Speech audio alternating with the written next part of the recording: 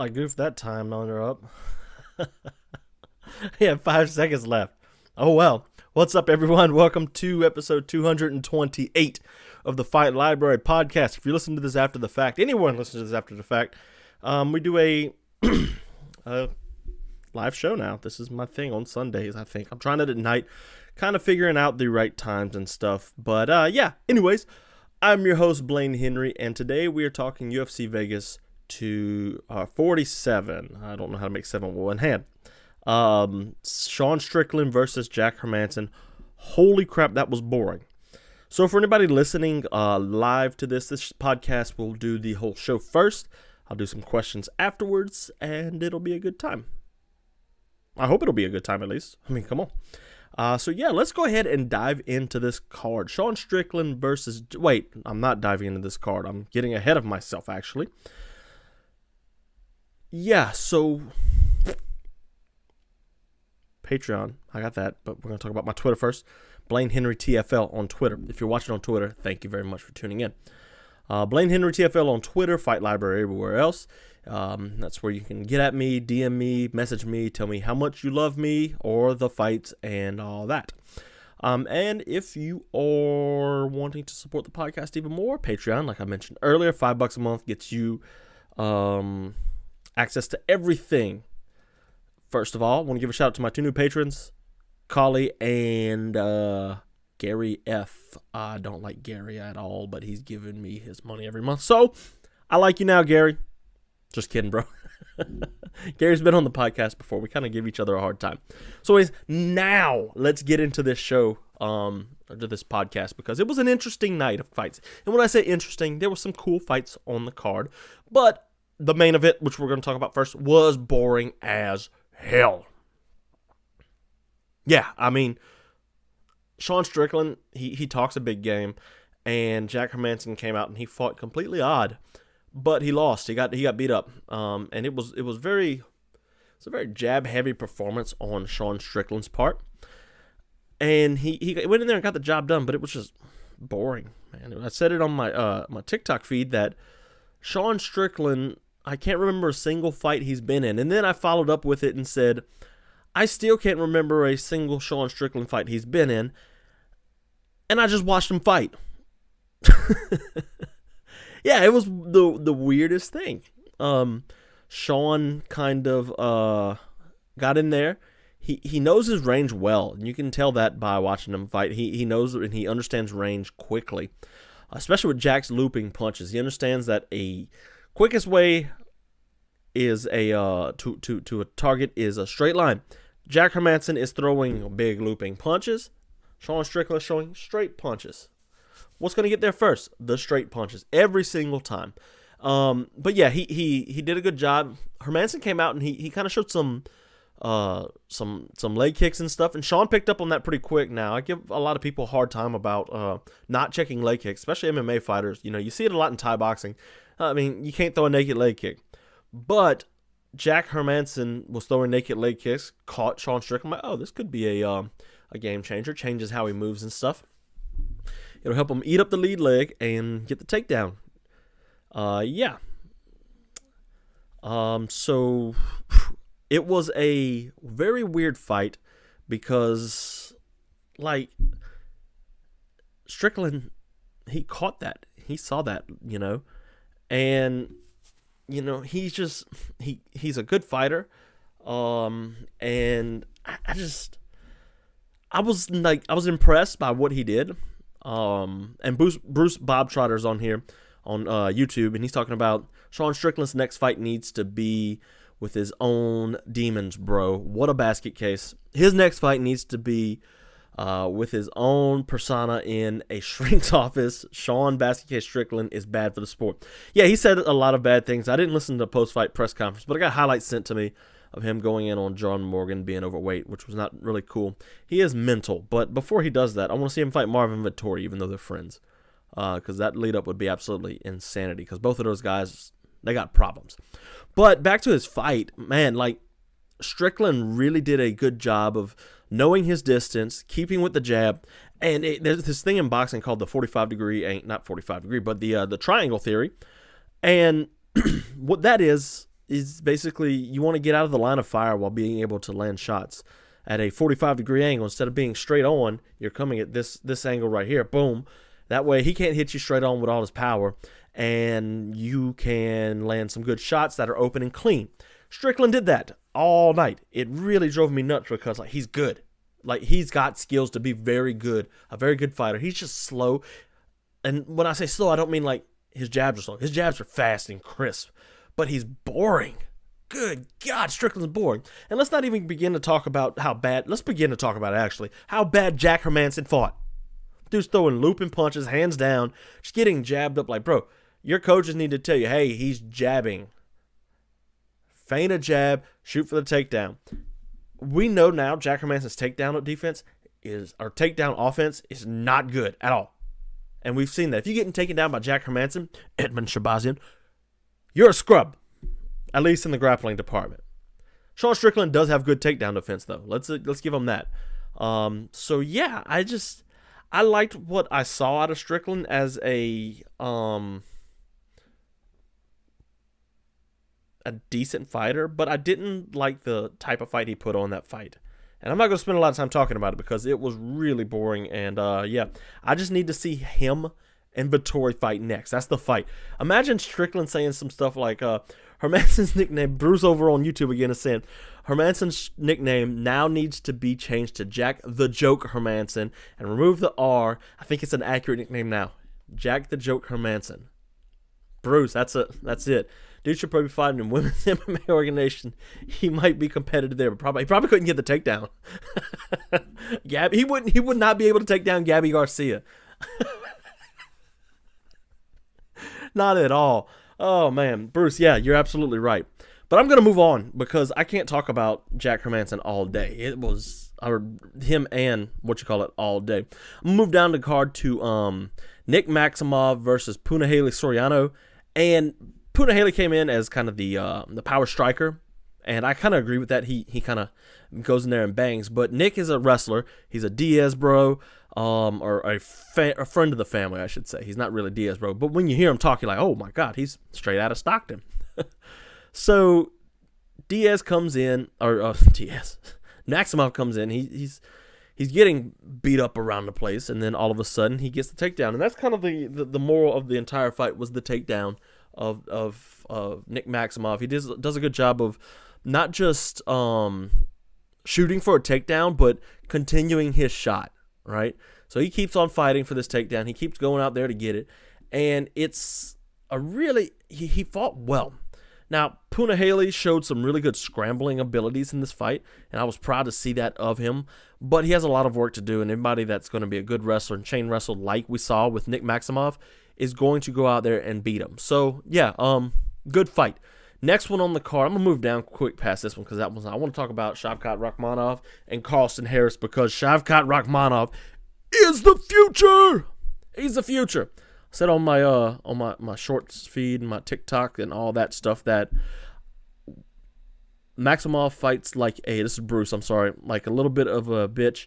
Looks like he trains with Ryan Hall, not the Diaz bro. I mean, he does, man. If you want to see the swinging and banging, fine. But he did go out there and grapple well, and I'll give him that. But yeah, Rakhmonov, one in there. Carlston Harris is a loopy, wild puncher, and Rakhmonov did a good job going in there and getting the range without doing much because he was very, very patient going into this. And yeah, we saw him set up the spinning kick early in the fight. And then, he caught Harris with a good hook near the end, middle of the round, and Carlston Harris clenches up because he's like, oh, that hurt. He's pressed up against the fence, and then all of a sudden we get Uchimata. It was a beautiful slam by Shavkat. He's like the future, man. And then eventually we get the spinning back kick lands right on the neck and puts him down. And then, you got some ground and pound in there. And eventually the fight gets called off. In the future, though, Shavkat Rakhmonov and Khamzat Chimaev is going to be a mental fight. I'm talking, that's a future title fight right there. I like Rakhmonov. I like Khamzat Chimaev. That's just going to be an all-around bangarang of a fight. And if you don't like it, bro, you got problems. Let's see. One more fight I want to talk about here. Julian Rosa and Steven Peterson. If you watched the show last time, not post UFC 270, if you watched the show, I debuted an interview with Steven Peterson, and in that interview he said, do you not like entertainment? Because that's what I'm going to bring. That's what Julian's going to bring. And sure enough, they brought the entertainment. It wasn't a technical fight. It was very, very sloppy. But man, did I love it. Every second of that fight was an absolute barn burner. Erosa ended up getting the split decision, which, that's fair. I can see that. I'm going to talk about the judges in a second here because they were horrible tonight. But Peterson went out. He was getting beat up in the first round for sure. We saw that. And he said in our interview, he said that he knew the Bravo choke was there and he felt like most of the fight would take place on the feet. It did. He called that perfectly. He's a coach at Fortis MMA, so I think he kind of knows what he's talking about in the game plan department there. So, yeah, Peterson just couldn't hang. I thought Erosa won that fight, especially with the takedown in the last round. And it was a fun fight overall for sure. But what was really cool was that was fight of the night. But Steven Peterson missed weight. So normally that fight's not eligible for fight of the night. But what Dana White did here, yes, this is fight of the night. He's getting, Erosa that is, Erosa's getting 20% of Peterson's purse. He's going to get the fight of the night bonus, and he's going to get Steven Peterson's fight of the night bonus. The dude came away with a truckload, Brinks truck of money. But it was amazing. Great fight. All those old school guys that like those kind of things, like those kind of fights, like the brawls back in the day. That's a fight that they need to watch. It was a real fun fight. I enjoyed it. But Brian Battle, he won his fight on there, and he, it was kind of the real tough, if you know what I mean. Battle, I'm impressed by him, but not at the same time. I don't know how to explain it, but I will try one day. I don't know. Battle's fun. That's all I got to say about it. He's grindy. He goes out and he gets what he needs to get done. Yeah. So, good night of fights, honestly. I'm trying to think, what else did they have on this card that was a good fight? Yeah. Let's see. I'm pulling it up right now. Sorry, guys. This kind of sucks. But no, let's talk about the judges. Strickland got a split decision. Erosa got a split decision. It was kind of trash. They were horrible on the night. Maximov got a split decision too. And, yeah. So, anyways, guys, I'm going to call that for the podcast episode. You podcast guys, y'all know where I'm at. Blaine Henry TFL everywhere. Fight Library everywhere else. And Patreon, $5 a month, Fight Library. That's going to be it for the podcast episode. Let's go ahead and move over to the Q&A section of the live show. Bruce Bob Trotter's already been in the chat. We've been chatting back and forth a little bit here. So his question really is kind of cool. Adesanya going to start Whitaker even worse than last time. What do you think? I've been thinking hard about this fight because it's a really good fight. Or it should be on paper. This is the two best middleweights in the world. Like, there's nobody that touches any of these two even close. Whitaker has shown that he's skilled to what he needs to be. He got the win against Gastelum. He showed what he needed to show. Cannonier and Darren Till since his loss. 3 good wins over everybody that Izzy wanted to fight. Izzy, he beat Whitaker. Then he had to go and have that snooze fest against Romero. He had that magical performance against Costa. Lost to Blachowicz, and then comes back to middleweight and beats Marvin Vettori. So this fight, it's tough to say, man, because I feel like Israel Adesanya, he's going to be who he's going to be. Brennan Z, what's up, bro? Thanks for joining. I'm answering any and all questions about fighting, so drop them in. But Izzy, man, we know what Izzy's going to bring to the table. Masterful striking. Rob Whitaker hasn't shown me enough in those 3 wins since then to convince me that he's anything different to beat Israel Adesanya. Let that sink in for a second. Izzy's, I don't know, man. He's just so good at middleweight. He doesn't cut weight, so you can tell that really helps him out. Honestly, I think this fight can go the distance, and I think this can be a very boring fight. What's Whitaker's going to have to do is draw Izzy's strikes out, wait for him to get tired. You're going to have to sequester the first 2 rounds, or you have to give up the first 2 rounds. It's kind of not, it's not going to be what you think it's going to be, you know. He's going to have to go in there and get beat up, make Izzy a little bit tired, and be less tired. It's going to have to be a game plan, sort of like the Romero fight, except not as wild. He's going to have to fight smart. So, yeah, I don't think he starches him, Bruce. I don't think he starches him worse than last time, but I think he still wins. That's the honest to God truth. Other fights on this card, Lewis versus Tuivasa. Bang, bro. Just bang it out. You got Cannonier and Brunson. They've been trying to get Cannonier in the title shot for a long time. He ain't got nothing for Izzy. Kyler Phillips versus Marcelo Rojo. Nasrat Haqparast and Bobby Green. Bobby Green getting a good step up. I like that. Arlovsky versus Jared Vandera. Modafferi's retirement fight. Okay. Alex Perez is back after his loss to Figgy. I think that's his first fight back. Let me look at Tapology. Yeah, his first loss to Figgy. He's been booked for Matt Schnell for 3 times now. Fought Askar Axel. 4 times he's been booked with Schnell, actually. Goodness. Yeah, so I like Alex Perez. William Knight, one of the heaviest punchers in the light heavyweight division. I like that. Maxim versus Maxim Griffin. That's a good test for him. Does Maxim wrestle? Is he a wrestler? Yeah, he's kind of a wrestling guy. Got a couple of those kind of wins. Alexander Hernandez versus Hanato Moicano. That's a fun fight, too. Carlos Ulberg versus Fabio Sharon. I don't know who that is. Jacob Malkin versus AJ Dobson. Don't know. Douglas Silva de Andrade versus Sergey Morozov. And then Jeremiah Wells versus Mike somebody. Yeah, so good night of fights. A good little podcast.